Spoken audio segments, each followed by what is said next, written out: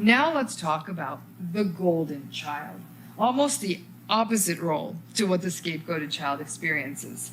The golden child is exactly what it sounds like, the crown prince or the crown princess of a family. They're often anointed with that role of the golden child because they bring glory onto the family. They're often very good at something, like especially something that the parent values. They're a great athlete, they're a beauty queen, they're a brilliant student. Something about them brings goodwill onto them from the rest of the world, which elevates the narcissistic parent or parents' sort of grandiosity, so they want to sort of stay in that child's good graces. The golden child will receive more attention, more compliments, more resource. They might get the bigger bedroom.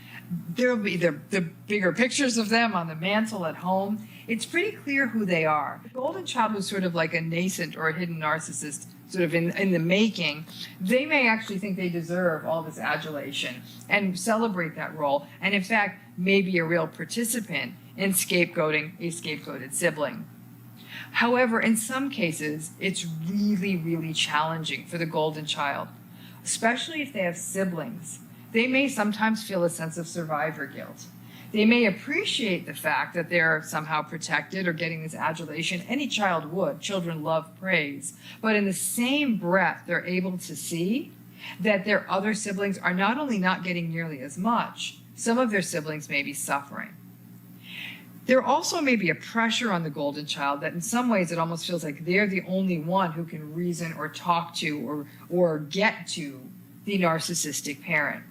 The golden child actually can sometimes have their balloon popped, because if the golden child almost gets too big for their britches and really tries to have a meaningful conversation with the narcissistic parent or tries to hold the narcissistic parent accountable, just like all narcissists when they're held accountable, they don't like that. And the golden child can sometimes experience a fall from grace.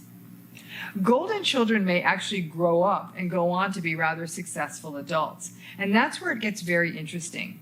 Because in a family system, many times that golden child will carry the guilt or the burden of having to either take care of or deal with the narcissistic parent, even as the other siblings may have faded away, not wanting to deal with this person anymore. So there can sometimes be a long-term burden with this golden child role. At another level, the golden child may also feel like they can't deliver on all the big hopes that were put on them as the so-called crown prince. And because of that, that can often set a golden child up for failure